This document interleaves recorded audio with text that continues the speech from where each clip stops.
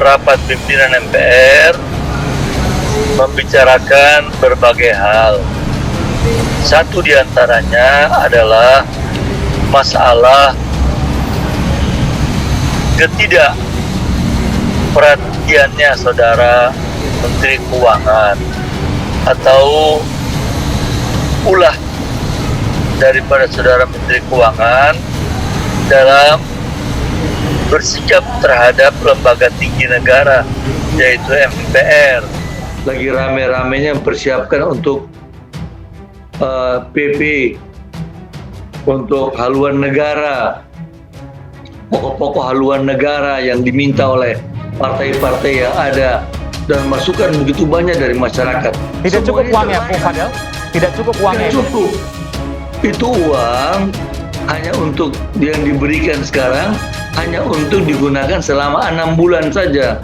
Maka selama 6 bulan berikutnya itu hampir semua anggota MPR tidak ada kegiatan.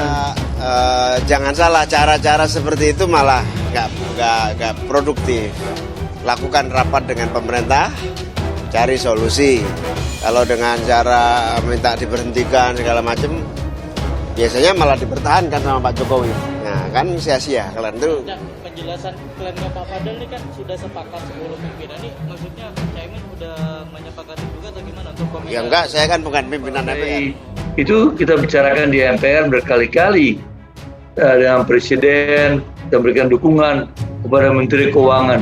Cuma teman-teman merasa Ibu Sri Mulyani itu tidak anggap MPR. Beliau itu seperti acuh gitu, cuek terhadap MPR gitu. Karena dia merasa mungkin dia tidak berkomunikasi, ada hubungan kerja langsung dengan MPR. Beda dengan pada waktu saya Ketua Komisi 11.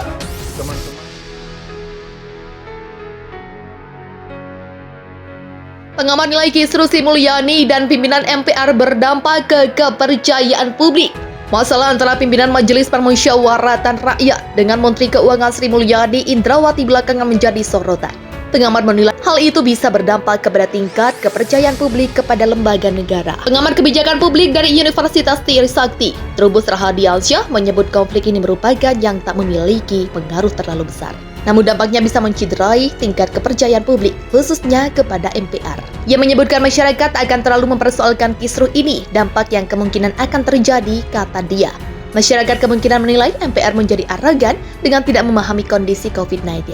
Rakyat ini akan melihat MPR bahwa MPR ini terkesan arogan, begitulah katanya. Sementara itu terkait permintaan pimpinan MPR kepada Presiden Joko Widodo untuk mencopot Sri Mulyani dari jabatan Menteri Keuangan, Trubus menilai hal itu jadi hak prerogatif Presiden. Ia menilai persoalan tak hadiri pertemuan dan refocusing anggaran tak bisa jadi alasan pencopotan jabatan menteri. Ia pun menilai Jokowi tak akan terlalu mempersoalkan pernyataan pimpinan MPR tersebut, apalagi hingga melakukan pencopotan. Ia menilai kisru ini disebabkan adanya miskoordinasi antar dua lembaga negara. Artinya persoalan ini bisa diselesaikan dengan membangun kembali koordinasi antara lembaga dan kementerian terkait ke depannya. Kalau ini kasusnya akan selesai dalam arti kabinet, kementerian koordinasi lagi, ini memang selama ini itu di pemerintah pusat antara kementerian dan lembaga itu kompetisi. Jadi ego sektoral masih tinggi, di mana MPR merasa lebih tinggi dari Menkel. Padahal Menkel ini pembantu presiden, begitulah kata dia. Hal senada juga disampaikan pengamat kebijakan publik dari Universitas Padjadjaran Yogi Suprayogi Sugandi. Ia menilai yang disampaikan oleh pimpinan MPR sifatnya hanya rekomendasi dan tak bisa menjadi penentu pencopotan seorang menteri. Ketua MPR RI, Bambang Sutasatyo, curhat mengenai kelakuan Menteri Keuangan Sri Mulyani yang berapa kali enggan datang ke dalam undangan rapat dari pimpinan MPR RI. Di sisi lain, Yogi menilai bahwa pernyataan yang dikeluarkan oleh pimpinan MPR itu sebatas emosi sesaat dan tak bisa dipersoalkan lebih lanjut. Ia juga turut menyinggung anggaran yang dipotong memang sudah seharusnya lebih dipentingkan kepada urusan penanganan COVID-19. Sehingga dengan penggantian metode itu, ia sepakat bisa lebih mengefisienkan anggaran. Artinya pelaksanaan sosialisasi 4 pilar tak akan terlalu banyak memakan anggaran. Ini tinggal komunikasi teknis dalam penyelenggaraan program sosialisasi 4 pilar seperti apa. Seperti sebagai contoh, Menkominfo itu melaksanakan program literasi digital dan mengundang banyak orang menggunakan aplikasi online. Itu efisiensi anggaran, tadinya narasumber harus hadir, harus menanggung akomodasi dan transportasi. Tapi jadi lebih hemat dengan metode online dan tidak mengurangi substansi apapun. Begitulah terangnya. Ia menilai jika dalam konteks penggunaan anggaran memang lebih baik keputusan yang diambil Menko Sri Mulyani dengan memfokuskan ke ranah penanganan COVID-19.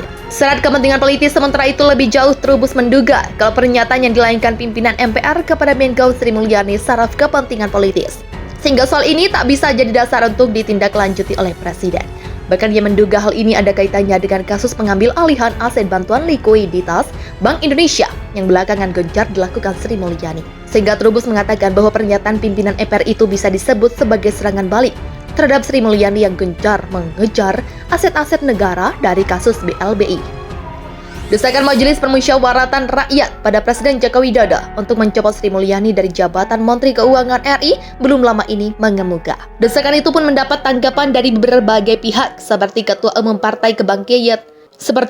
Partai Kebangkitan Bangsa dan peneliti Forum Masyarakat Peduli Parlemen. Ketua Umum PKB Muhaimin Iskandar menilai desakan itu tidak produktif, sementara peneliti Formapi Lukius Karus menyebut bahwa MPR RI kekanak-kanakan. Ketua Umum PKB Muhaimin Iskandar menanggapi soal desakan dari pimpinan MPR RI agar Menteri Keuangan Sri Mulyani mundur dari jabatannya. Hal tersebut dikarenakan Sri Mulyani kerap memotong anggaran MPR RI. Menurut Caimin, sapaan karibnya cara seperti itu menunjukkan hal yang tak produktif dan malah akan sia-sia.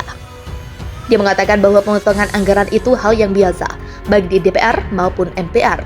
Namun apa yang terjadi di MPR, Caimin menyebut bahwa itu bukanlah keputusan MPR secara umum, melainkan keputusan orang-orangnya atau pimpinannya.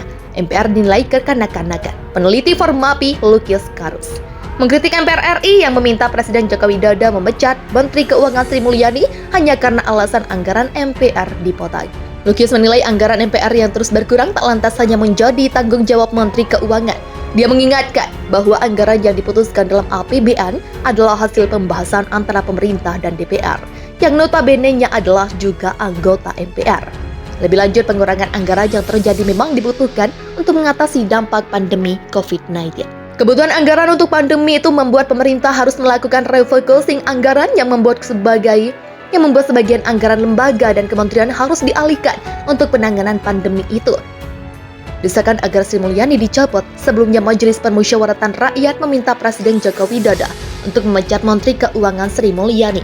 Wakil Ketua MPR RI, Fadil Muhammad, mengucapkan hal ini karena pihaknya kecewa dengan kinerja dan sikap yang dilakukan Sri Mulyani selama di kabinet pemerintahan. Tak hanya itu, menurut Fadil, selama ini Sri Mulyani dianggap sangat meremehkan dan menyepelekan MPR sebagai lembaga negara.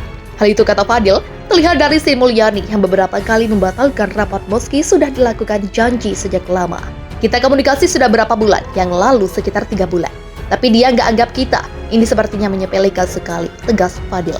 Fadil pun merasa bahwa Sri Mulyani tidak memiliki kinerja yang bagus selama menjabat sebagai Menteri Keuangan di Kabinet Jokowi Ma'ruf Amin. Contohnya pendapatan negara berkurang, utang bertambah, pinjaman bertambah, dan berkonflik dengan menteri kabinet lainnya.